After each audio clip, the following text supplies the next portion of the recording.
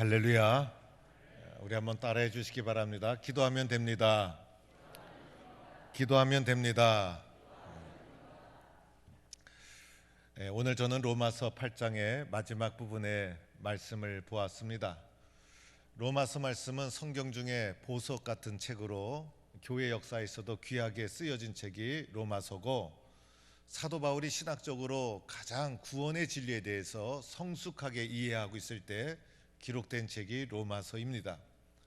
로마서는 1장부터 16장까지 구성되어 있는데 전반부와 후반부로 나눌 수가 있고, 1장에서 8장까지는 전반부에는 교리적인 부분, 후반부는 9절부터 16절까지 9장부터, 그래서 그 예수 믿는 자가 어떻게 살아야 되는지 삶의 문제를 다루고 있는 것으로 구성이 되어 있어요. 오늘은 이제 전반부 교리 부분의 끝부분, 마지막 부분, 결론 부분이라 할 수 있는 부분을 보았습니다. 이게 사도 바울이 그리스도의 사랑을 이제 심도 깊게 진술하다 보니 마지막에 가서는 이 구원의 은혜가 얼마나 감격스러운지 벅차오르는 마음으로 구원받은 자의 이 마음의 이 신앙의 자세를 아주 승리의 찬가로 아주 찬양하고 고백하는 장면이 오늘 말씀이라 할 수가 있어요. 오늘 로마서 8장 마지막 부분을 보았지만은 로마서 8장은 1장도 아주 내롭죠. 1절도. 그래서 로마서 8장 전체가 우리 교회학교 다니다 보면 성경 암송대에 나가면 암송하는 장으로 로마서 8장, 그리고 고린도전서 13장, 그런데 로마서 8장이 주로 암송장으로 많이 이제 출제가 되고 암송하기도 합니다. 로마서 8장 1절에 보면, 그러므로 이제 그리스도 예수 안에 있는 자에게는 결코 정죄함이 없나니 이는 그리스도 예수 안에 있는 생명의 성령의 법이 죄와 사망의 법에서 너를 해방하였음이라. 아멘 좀 했으면 참 좋겠어요. 분위기를 딱 보시고 야 이거 아멘 할 때다 이러면 아멘 좀 한 목소리로 크게 쫙 해주시면, 맨 처음에 8장 1절 이 말씀을 제가 읽으면 저도 막 가슴이 확 올라오면서 저 자신에게 선포하듯이 이 말씀을 늘 이제 기억날 때마다 암송을 합니다. 그러므로 이제 그리스도 예수 안에 있는 자에게는 결코 정죄함이 없나니 이는 그리스도 예수 안에 있는 생명의 성령의 법이 죄와 사망의 법에서 너를 해방하였음이라. 얼마나 은혜로워요. 그래서 1절부터 이렇게 말씀이 딱 진행되다가 오늘 우리는 31절 마지막 부분을 읽었는데 31절에 보니까 중요한 문장이 나와요. 중요한 문장. 이 중요한 문장이 뭐냐면 하나님이 우리를 위하시면, 하나님이 우리를 위하시면, 예수 믿고 하나님 믿잖아요. 그런데 그 하나님이 우리를 위하시면 어떤 일이 일어나는지 31절에서 37절까지는 하나님이 우리를 위하시면 이라는 문장이 이끌어가는 내용이라 할 수가 있어요. 그래서 내용을 쭉 살펴보니까 하나님이 우리를 위하시면 누가 우리를 대적하리요? 믿음의 길을 걸어갈 때 마귀 사탄이 공격하고 세상이 공격하고 쓰러뜨리려고 하지만은 하나님이 우리를 위하시는데 누가 감히 우리를 대적할 자가 있겠는가? 없다, 이렇게 선언하고 있는 거예요. 이게 예수 믿는 자의 삶의 모습이라 이렇게 표현을 하고 있는 거예요. 또 하나님이 우리를 위하시면 하나님이 아들 예수도 우리에게 보내주셨는데 어찌 아들 예수까지 보내주신 분이 아들과 함께 아낌없이 우리들에게 모든 것을 쏟아 부어 주신다는 거예요. 믿으시면 아멘 하시기 바랍니다. 우리의 신분이 그거예요. 또 하나님이 우리를 위하시면 누가 우리를 고발하리요? 고발할 자가 없다는 거예요. 하나님께서 예수 그리스도를 통해서 우리를 의롭다 해 주셨는데 누가 감히 우리를 고발할 수 있겠는가? 이 세상에 그리스도 예수 안에 있고 하나님이 위하시는 우리를 고발할 자가 전혀 없다는 아주 엄청난 승리의 선포를 하고 있다는 거예요. 이게 예수 믿는 우리들의 삶의 내용이라 할 수가 있어요. 또 하나님이 우리를 위하시면 누가 우리를 정죄하리요? 그렇죠, 여러분. 죽으시고 부활하신 예수님께서 하나님 우편에서 오늘도 우리를 위해서 간구하고 계시는데 누가 우리를 정죄할 수 있겠습니까? 아무도 없다는 거예요. 또 이렇게도 표현합니다. 하나님이 우리를 위하시면 누가 그리스도의 사랑에서 우리를 끊으리요? 결코 끊을 수가 없다는 거예요. 그래서 세상은 그리스도의 사랑에서 우리를 끊으려고 환난으로, 공고로, 그죠? 환난은 외부에서 오는 것이고 공고는 내부에서 오는 것이고, 외부에서 내부에서 하나님의 사랑에서 우리를 끊으려고 세상이 온갖 짓을 다 해도 끊을 수 없고, 그 다음에 박해, 굶주림, 적신은 입는 것을 통한 고통이라 할 수가 있어요. 위험, 칼, 세상의 그 어떤 것도 하나님의 사랑에서 끊을 수 없다, 이렇게 선포하고 있는 거예요. 그래서 우리도 이렇게 믿고 살아가는 성도가 되기를 축원합니다. 그런데 여기서 우리가 주의해야 될 것은 내가 하나님을 사랑하는 것이 아니더라는 거예요. 그렇죠, 여러분? 내 사랑이 믿을만 합니까? 사람의 마음이 얼마나 쉽게 변합니까? 왔다리 갔다리 하고 식었다가 뜨거웠다가, 그래서 사람의 사랑과 사람의 마음은 믿을 수가 없고, 오늘 여기서 말하는 것은 나를 향한 하나님의 사랑이에요. 나를 향한 하나님의 사랑은 변함이 없고 절대로 끊을 수 없고, 그 사랑 안에 우리가 묶여 있는 것이다 라고 할 수가 있어요. 그래서 그 하나님의 변함없는 사랑이 우리를 위하시고 우리를 붙잡아 주고 있으니 37절 가보면 결론이 나오는데, 결론에 가보니까 우리가 어떻게 넉넉히 이기느니라, 승리를 선언하는 거예요. 간신히 아슬아슬하게 이기는 것이 아니라 여유 있게 넉넉하게 아주 월등하게 승리한다. 이것이 그리스도 예수 안에서 하나님이 위하시는 성도의 삶의 모습, 넉넉히 이긴다, 이렇게 선포하고 있습니다. 옛날에 장수무대라는 이제 프로그램이 있었어요. 그래서 그때 할아버지 할머니가 나와서 퀴즈를 하는데, 이제 어떤 사회보는 이제 단어를 딱 보여주면 할아버지가 할머니한테 그 단어를 설명을 하면 할머니가 알아맞히는 그런 게임이었어요. 그래서 어떤 단어가 나왔냐면 천생연분이라는 단어가 딱 나왔어요. 그러니까 할아버지가 이 천생연분이라는 단어를 설명하려니까 이걸 또 어떻게 설명하겠어요. 그래서 있는 방법 없는 방법 다 동원해서 설명하다가 뭐라고 설명했냐면 네 글자, 당신하고 나, 네 글자, 당신하고 나, 이랬더니 할머니가 그것을 딱 듣더니 알았다, 평생 왼수, 이렇게 대답했다는 거 아닙니까? 그래서 이 천생연분으로 뜨거운 가슴을 가지고 할머니 할아버지가 만나 이게 결혼을 해서 가정을 이루어도 사람의 마음은 믿을 수가 없어. 사람의 마음은 수시로 변해서 평생 왼수가 되는 상황이 벌어지게 될 수도 있는 것이 사람의 마음.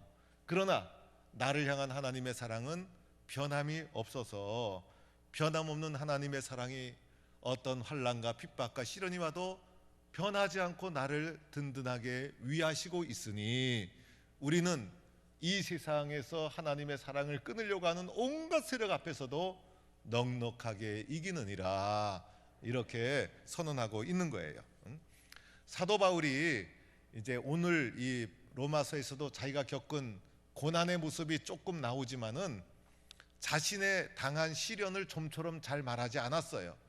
원래 보이지 않는 곳에서 기도 많이 하고 교회를 위해서 헌신 충성하는 분들은 물어보면 난 한 게 없어요. 그런데 교회를 위해서 조금 한 분은요, 자기가 다 한 것처럼 이게 막 내세울 때가 있어요. 그 바울도 좀처럼 말을 안 해.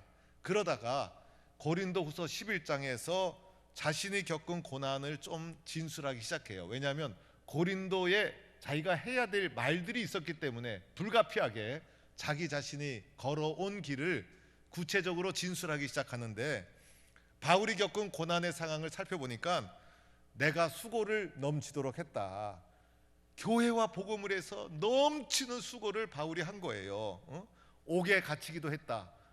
복음을 전하다가 옥에 확 갇힌 거예요. 빌립보 감옥에 갇혀서 캄캄한 감옥에 매를 맞고 착고가 채워져서 깊은 절망의 나락에 떨어지기도 했다는 거예요.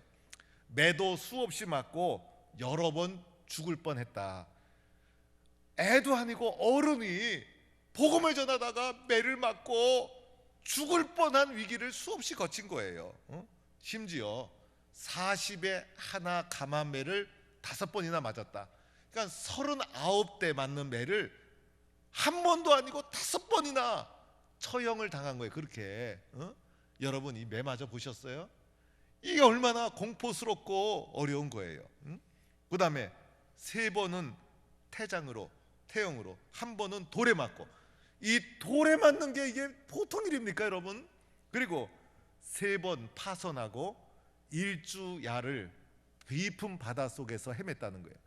일주일 동안 해가 떴다 달이 떴다 깊은 칠흑 같은 캄캄한 바다 한복판에서 생사를 걸면서 헤매는 파선을 겪기도 했다는 것이죠. 또 강의 위험, 또 강도의 위험, 강도는 사람 죽일 수도 있잖아요. 동족의 위험, 이방인의 위험, 그러니까 사람으로부터 배척과 공격을 받았다는 거예요. 시내의 위험, 광야의 위험, 바다의 위험, 거짓 형제의 위험을 당했고, 이런 가운데 수고하고 애쓰고 여러 번 자지도 못하고 줄이고 목마르고 굶고 춥고 헐벗었다. 야, 이게 인생인지. 노숙자도 이런 노숙자가 없어요. 세상에 이렇게 해서 예수 믿는다면 누가 예수 믿겠어요? 바울은요, 사람들에 의하면 대머리였고 꼽추였고 이런 말이 있어요. 그래서 몸도 작았고 이게 몸이 좀 풍채도 아주 좀 약간 이게 몰골이 아주 쇠약했대요. 이 말씀 보니까 맞아서 골병든 거야. 맞아서 몸이 골병들고 병든 거야. 이렇게 예수 믿는 거라면 중간에 예수 믿다가 아우 나 그만 믿을래. 예수 믿는 게 왜 이렇게 고난의 세월이요? 이렇게 포기할 만한데, 그때마다 바울의 심령 깊은 데서 뜨거운 마음이 용수섬 솟아 올라온 거예요. 이 용수섬 치면서 올라온 마음은 흩어져 있는 여러 교회를 생각하는 마음이 불같이 솟구쳐 올라온 거예요. 이 마음은 도대체 뭡니까? 예수 그리스도의 복음을 증언하겠다는 뜨거운 마음이에요. 뜨거운 마음. 왜 이 마음이 솟아올라왔습니까? 변함없는 하나님의 사랑 때문인 거예요. 이 변함없는 하나님 사랑 때문에 어떤 고난이 밀려와도, 어떤 시련이 밀려와도 포기하지 않고 낙심하지 않고 그때마다 고난을 이길 수 있는 뜨거운 사랑이 솟구쳐 올라오니 그 사랑에 붙잡혀서 오늘도 복음을 전하고 오늘도 복음을 전하고 오늘도 고난을 헤쳐나가고 하나님의 사랑을 세상의 그 어떤 것도 끊을 수 없었다는 것입니다. 여러분, 그 사랑의 능력이 아닙니까? 그런 얘기 들어보셨죠? 어떤 아이가 자동차에 끼었는데 장정들이 자동차를 들려고 해도 안 들려치더라는 거예요. 그런데 어떤 여인이 뛰어나오더니 자동차를 무슨 힘이 있는지 벌쩍 들어가지고 아기를 살리고 보니까 그 아기 엄마였다는 거예요. 어디서 힘이 나왔겠어요? 사랑이 능력이고 사랑이 힘이고, 사랑 때문에 우리는 살아가는 거예요. 부모님의 사랑 때문에 어려움에 치고 오늘 이 자리까지 이른 거고, 가족의 사랑 때문에 오늘도 견디고 살아가는 것이고, 사랑 때문에 어떤 희생도 감당할 수 있는 거예요. 그런데 그 하나님이 우리를 변함없는 사랑으로 붙잡아주고 있는 거예요. 그런데 여기서 우리가 문제가 하나 있어요. 하나님께서 나를 사랑하고 있다는 이 사실을 내가 알고 느끼며 살아가고 있는가가 문제예요. 그렇지 않습니까 여러분? 하나님은 사랑하는데 예수 믿는다고 하면서 하나님의 사랑에 대한 확신이 없어. 하나님의 사랑을 몰라. 부모님이 나를 사랑하는데 부모님이 나를 사랑한다는 사실을 몰라. 아내가 사랑하는데, 남편이 사랑하는데 그 사랑을 모르면 그 사람은 철없는 사람이야. 그 사람이 무슨 일을 하겠어요? 사랑은 나눠야 되고 사랑은 알아야 되고, 그렇지 않습니까? 사랑은 표현되어야 되고 사랑은 이해해야 되고 사랑은 느껴야 되고. 그래서 하나님이 나를 사랑하는 이 뜨거운 사랑을 내가 모르고 있으면 안 되잖아요. 내가 그 사랑을 알아야 되는데, 그 사랑을 느껴야 되는데, 그 사랑을 이해하고 알아야 되는데, 그래야 그 사랑의 능력으로 세상을 이기며 살아가는데 나는 주님의 사랑을 알고 있는가? 오늘도 느끼고 있는가? 이 사람의 마음이 변덕스러워서 올라갔다 내려갔다 뜨거웠다 식었다. 지금 현재 주님의 나를 향한 사랑을 나는 느끼며 주님 앞에 나와 있는가? 이 사실이 더 중요한 거예요.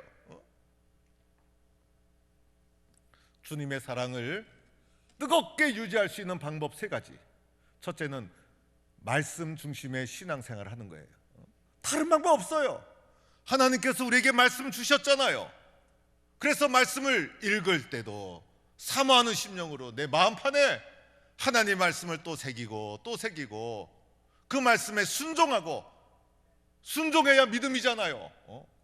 그리고 주님의 말씀을 들을 때도 사모하고 경청하는 마음으로 받아들이고, 그래서 말씀이 내 마음을 지배할 수 있도록, 말씀을 통해서 내 마음판에 하나님의 사랑이 새겨지고 새겨질 수 있도록, 잊혀지지 않는 하나님의 사랑이 내 마음속에 새겨질 수 있도록 사모하는 심정으로 아멘 아멘 하면서 긍정적으로 하나님의 말씀을 절대적인 하나님의 음성으로 내 마음판에 받아들일 때 말씀을 통해서 살아계신 하나님의 사랑이 내 가슴속에 새겨지는 거예요.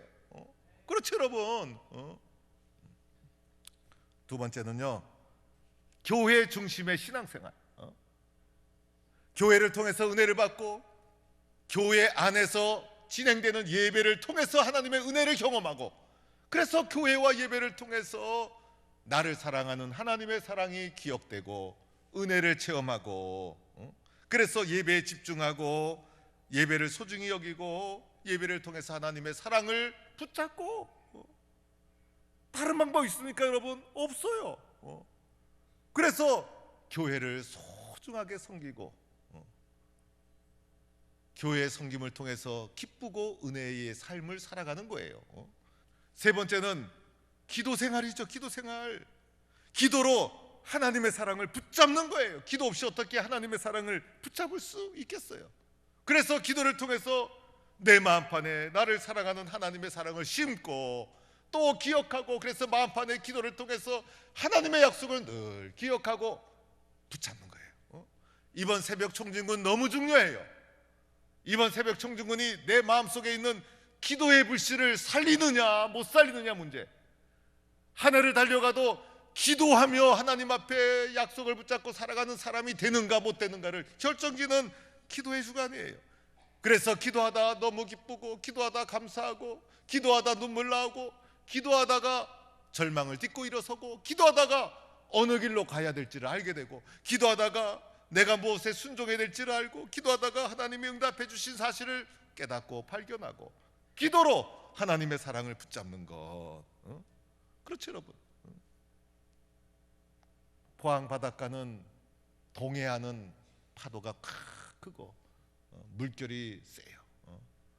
남해안과 서해안을 가보면 섬들이 많아서 바닷가에 가보면 앞에 풍광도 쫙 좋고, 포항 바다는 묵직하고 웅장한 맛이 있고, 서해안이나 남해안을 가면 옹기종기 섬들이 쭉 있어요. 그 섬이 늘 그 자리에 있어요. 그 섬이 옮겨지는 거 봤습니까? 그 섬이 늘 그 자리에 있어. 날씨가 좋으면 섬이 잘 보이고, 안개가 쫙 오게 되면 섬이 안 보여. 안개가 지나가면 섬이 그대로 있어. 또 눈이 오면 섬이 잘 안 보이고, 비가 와도 섬이 잘 안 보이고. 그런데 눈비가 지나고 나면 섬은 그 자리에 있어. 하나님의 사랑은 늘 그 자리에 있어. 하나님의 사랑은 변함이 없어요. 그런데 내 마음에 영적인 안개가 끼고 비가 오고 눈이 오면 그 자리에 변함없이 계신 하나님이 안 보여. 그래서 기도로, 말씀으로 내 가슴 속에 찾아오는 잘못된 안개도 지워버려야 되고, 비와 눈이 오지 않고 항상 영적인 화창한 날씨로 변함없이 계신 하나님을 바라볼 수 있도록 기도하고 말씀 붙잡고 예배 붙잡아야 된다는 거예요. 그러할 때 바울의 마지막 38절에 이런 고백이 있죠. 내가 확신하노니. 여기서 중요한 단어는 내가 나를 위하시는 그 하나님의 사랑, 그 하나님의 사랑에 대한 나의 확신, 나는 확신하고 있는가? 나는 확신하고 있는가? 그래서 그 변함없는 하나님의 사랑을 내가 확신하고 선포해야 되지 않겠어요? 어떤 환난이나 시련이 와도 나를 향한 그 하나님의 사랑을 나는 끊을 수 없다. 나의 선언이 있어야 되지 않겠어요? 그래서 오늘 바울은 하나님 앞에서 나의 확신을 선포하고 있는 거예요. 사망이나 생명이나 천사들이나 권세자들이나 현재일이나 장래일이나 능력이나 높음이나 깊음이나 이 세상의 그 어떤 피조물이라도 우리 주 그리스도 예수 안에 있는 하나님의 사랑에서 끊을 수 없다. 이렇게 나는 확신한다라고 확신의 선포를 하고 있는 거예요. 이 바울의 확신 선포가 저와 여러분의 선포가 되기를 축원합니다. 우리는 그렇게 살아가는 거예요, 여러분. 어느 여인이 남편이 병으로 죽게 되고 5살, 3살 된 두 자녀를 키웠다는 거예요. 살기 어려워서 이 부인이 신발 공장에 다니고 가난하고 어려워서 철도길 옆에 판잣집에서 살았는데 아이들을 빈방에 가둬놓고 신발 공장에 가고, 그러던 어느 날 봄날이 되어서 날씨가 따뜻하니까 아이들이 너무 답답하니까 문을 따고 밖에 나와 보니까 날씨도 좋고 철길도 있고 철길 옆에 자갈도 있고 그 자갈을 가지고 철길에서 놀고 있었다는 거예요. 그러다가 기차가 오게 된 거예요. 뒤늦게 엄마가 아이들이 집에 없단 말을 듣고 뛰어나와 보니 아이들이 철길에서 놀고 있고 기차는 달려오고 엄마는 쏜살같이 달려가서 아이들을 밀쳐내고 엄마가 기차에 치여서 죽고 말았다는 거예요. 엄마의 장례식이 끝나고 애들이 고아원에 맡겨졌어요. 저는 이 부분을 보면서도 우리 시대의 엄마 아빠는 참 희생적이고 그랬는데 요즘은 세상이 너무 흉해졌어요. 이 고아가 된 아이가 고아원에 맡겨져서 감사하게도 잘 자랐다는 거예요. 장성에서 나중에 엄마의 묘에 묘비를 세우고 글씨를 새겼는데 이런 글씨를 새겼다는 거예요. 어머니, 우리 어머니, 사랑하는 우리 어머니. 가슴 속에 어머니가 얼마나 보고 싶었을까. 그런데 이 자녀를 올바르게 자라게 해준 것은 어머니의 사랑, 그리고 이 자녀의 심장 속에 나를 사랑하는 그 어머니의 사랑에 대한 확신이 있었기 때문에 이 자녀가 올바르게 성장할 수 있었다는 거예요. 그래서 그토록 부르고 싶었던 어머니, 고백하고 싶었던 사랑하는 우리 어머니, 이렇게 묘비에 적어 놓았다는 이야기예요. 오늘 우리는요, 하나님이 나를 사랑하는구나, 끊을 수 없는 사랑으로 나를 붙잡고 있구나, 하나님이 위하시면 나는 두려울 것이 아무것도 없다, 나를 향한 이 하나님의 사랑, 이 하나님의 사랑에 대한 나의 확신, 기도로, 말씀으로, 예배로 이 주님의 사랑을 항상 느끼고 항상 기억하고 나의 고백으로 주님의 사랑을 고백하고 능력 있게 살아가는 성도가 되기를 축원합니다.